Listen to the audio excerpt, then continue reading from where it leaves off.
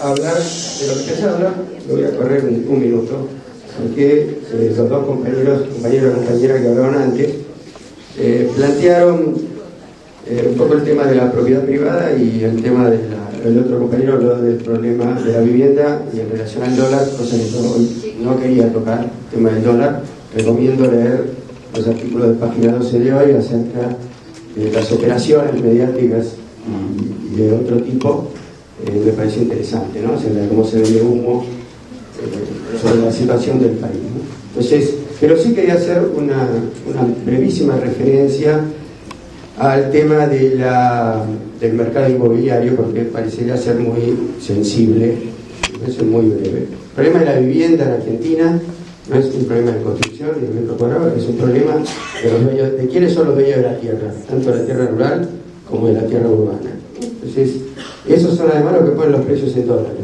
Y cuando uno está pagando, es cierto que los materiales los paga, mano de obra los paga en pesos, pero la tierra se paga en dólares. Y esto va a ser muy complicado de modificar. Entonces, un poco quería, dado que el compañero que habló al principio planteó ese tema, que además me parece que estamos en una semana muy extraordinaria en cuanto a los discursos.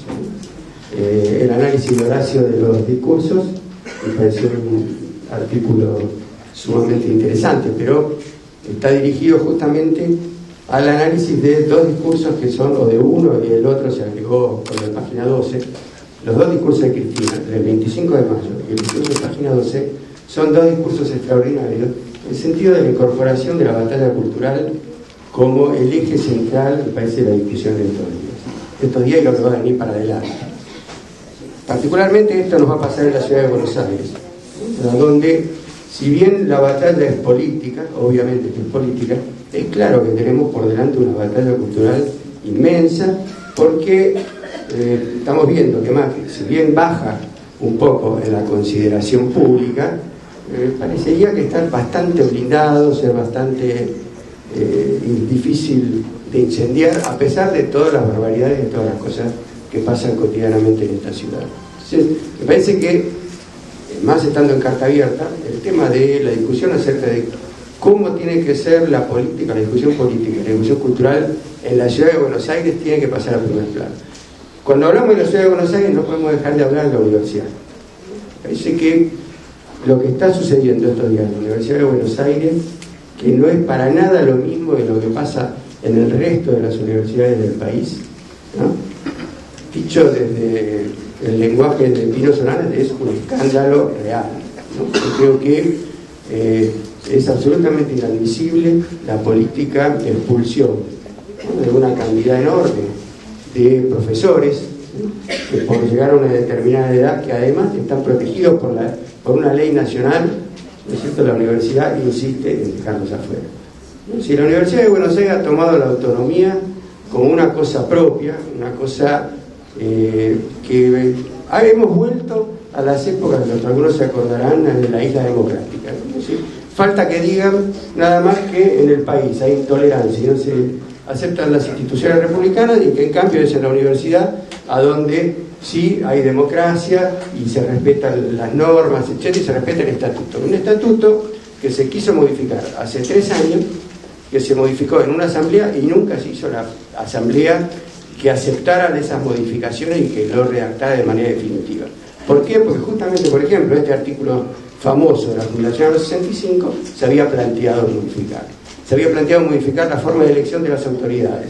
Se habían planteado de modificar una cantidad de cosas que democratizaban ciertamente a esta universidad y la ponían además en línea con lo que pasa en muchas de las universidades del Gran Buenos Aires y del resto del país. Entonces, a mí me parece que nosotros desde acá no podemos menos que trabajar a favor de la democratización real de la universidad. Me parece que estas solicitadas que han aparecido estos días, por un lado la que es motorizada por Brunel, por otro lado la que es motorizada por el otro Conaduba, que es el otro, o la CONADU, ¿no es cierto?, que va a salir mañana, ¿no? Sindicato que además a través de Hugo Yasky presentó este tema en la reunión actual de la OIT, a donde Yasky llevó la problemática del cumplimiento de las leyes laborales por parte de la Universidad de Buenos Aires. Lo que tenemos es eso nosotros ahí en la Universidad de Buenos Aires lo que hay es un falso concepto de autonomía, ¿es cierto?, a donde se subsume además a las leyes laborales.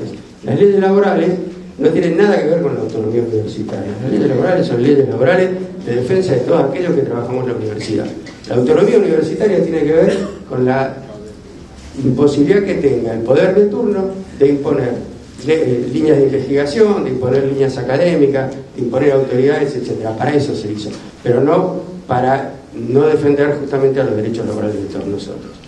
Y sobre esto también quería plantear como dos alternativas que se están dando entre la universidad.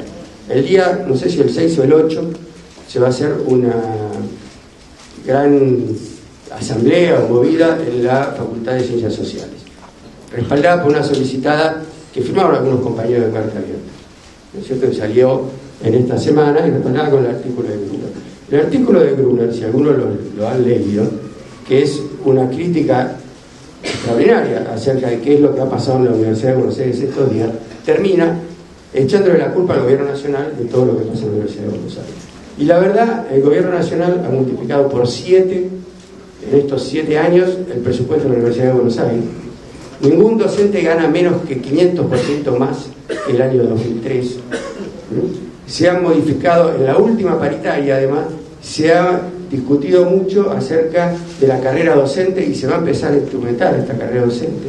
Digamos, hay un montón de situaciones que el sector que representa Gruner, que no es exactamente el otro sector que les comentaba que llevó esto hacia la OIT, sino que justamente un sector que no discute demasiado, ¿cierto?, qué es lo que pasa dentro de la universidad, sino que le echa totalmente la culpa al gobierno nacional, como si el gobierno nacional pudiera intervenir impunamente, de cualquier manera, adentro de las políticas que se hacen en una universidad como la de Buenos Aires, que tiene un estatuto profundamente antidemocrático, que no respeta la ley y que es muy difícil de cambiar. Entonces, a mí me parece que yo invito a los compañeros, además, a no participar de este acto en sociales.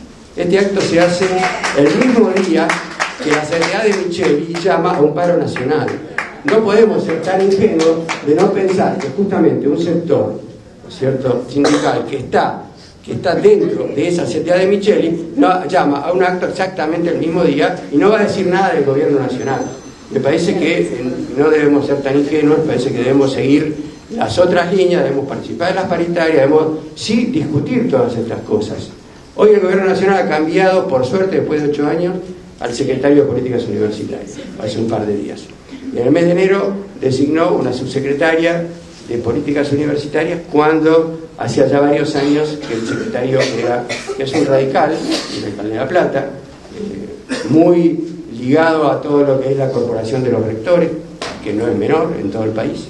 Es cierto que se alternan entre radicales, entre comillas, y peronistas, entre comillas, cada 2 años. Puedo decir, hoy el gobierno nacional ha cambiado eso. Esperemos que el nuevo secretario, que tiene un currículum interesante, una persona joven, que fue rector de la Universidad de Villa María, que fue intendente de Villa María, es cierto que tiene una carrera política importante, empiece a poner en discusión la ley superior universitaria, ¿no es cierto?, que está detenida en el Congreso, para que cambien de algún modo todos estos estatutos bastante antidemocráticos que existen y que de algún modo también la Universidad de Buenos Aires se vea en la necesidad de entrar a discutir estas cosas.